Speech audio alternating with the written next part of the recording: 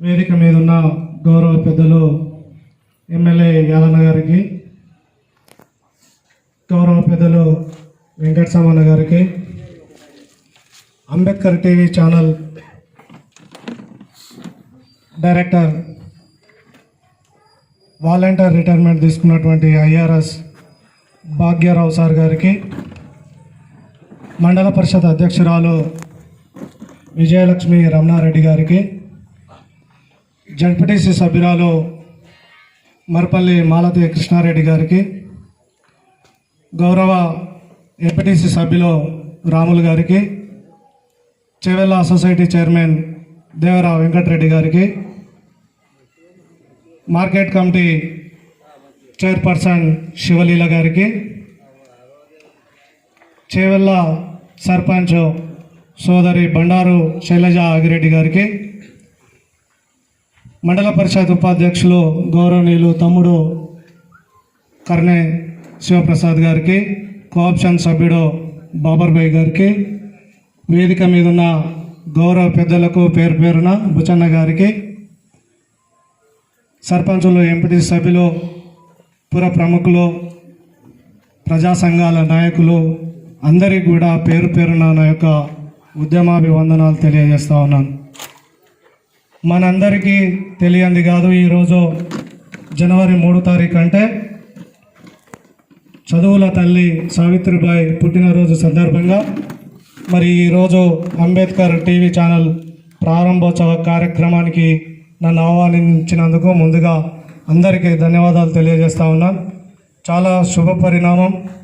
ఎందుకంటే ఇంతకుముందు IRS sir Bhagyarao sir చెప్పినట్టు పత్రికలు అదేవిధంగా టీవీ ఛానల్ అన్నీ కూడా అమ్ముడుపోయినాయి. ఈ సమాజంలో ఉన్నటువంటి అసమానతలు చాలా పెరిగిపోతూ ఉన్నాయి. రాజకీయ, సామాజిక, ఆర్థిక, సాంఘికపరమైనటువంటి అంశాలను మరి ప్రజలకు, ప్రభుత్వాలకు మధ్యన చేరవేసే విధంగా పత్రికలు కానీ అదేవిధంగా టీవీలు కానీ పనిచేయడం లేదనేది ఇది యథార్థం, వాస్తవం అని చెప్పి ఈ సందర్భంగా మనం చూస్తాం. ఎక్కడో ఒక మూలన ఎన్నో సంఘటనలు జరుగుతూ ఉన్నాయి. ఇంతకుముందు వక్తలు మాట్లాడినట్టు మహిళలు అన్ని రంగాల్లో రావాలని, మహిళలు ఎంత అణచివేత గురవుతూ ఉన్నారంటే ఎక్కడ చూసినా ఒక మూలన పేపర్ ఇప్పితే కానీ టీవీల్లో కానీ కనబడుతూ ఉన్నది. అక్కడక్కడ ఏమని వస్తున్నదంటే అత్యాచారాలు కానీ, మానభంగాలు కానీ, మర్డర్లు కానీ చాలా మటుకు జరుగుతూ ఉన్నాయి. వాటిని సోషల్ మీడియాలోనే చాలా వైరల్ అవుతున్నాయి కానీ టీవీలో మరి సరైనటువంటి మరి ఫ్లాష్ చేయడం లేదు, టెలికాస్ట్ చేయడం లేదు. సో పత్రికలు కూడా అదేవిధంగా రాజకీయ నాయకుల ఒత్తిడిలకు కానీ, ప్రభుత్వాలకు కానీ భయపడి మరి సమాజంలో ఉన్నటువంటి రుగ్మతలను మరి ముందుకు తీసుకురావడం అనేది మరి యథార్థం అని చెప్పి మనం చేస్తా ఉన్నాం.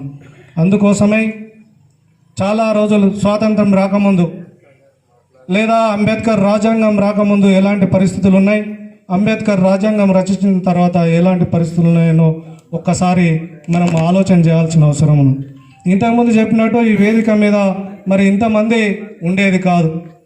ప్రజాస్వామ్యం అంటే ప్రభుత్వం, ప్రజాస్వామ్యం ప్రజల కోరకము ఎన్నుకోబడినటువంటి ప్రభుత్వం రావాలని చెప్పి అంబేద్కర్ గారు మరి రాజ్యాంగం నిర్మించడం వల్ల ఇక్కడ వార్డు మెంబర్ కాడ నుంచి మరి ముఖ్యమంత్రి దాకా అంటే ఎమ్మెల్యేలు, ఎంపీల దాకా, మినిస్టర్ల వరకు మరి రిజర్వేషన్లు అనుభవిస్తూ ఇక్కడ అందరూ కూర్చున్నారని చెప్పి ఈ సందర్భంగా మనం చేస్తాము.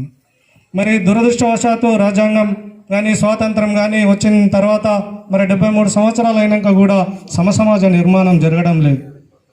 అందరికీ అవకాశాలు రావడం లేదు. ఎక్కడికక్కడ తొక్కివేయడం లేదా కావలసినవన్నీ మరి ఒక వర్గం వరకే వాటిని మరి ప్రచారం చేసుకోవడం, వాళ్ళకు అవకాశాలు రావడం జరుగుతుంది.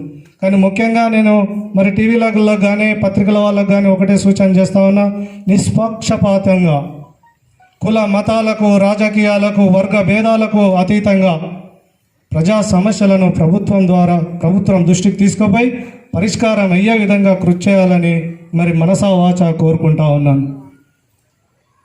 ఎందుకంటే మనం ఉన్నటువంటి ఈ సమాజంలో ఆధునిక సమాజంలో మరి వాళ్ళు చాలామంది డాక్టర్ బిఆర్ అంబేద్కర్ గారు, సావిత్రి పూలే గారు, అదేవిధంగా మహాత్మా జ్యోతిరావు పూలే గారు చాలా మరి పోరాటం చేసి మనం ముందుంచినారు.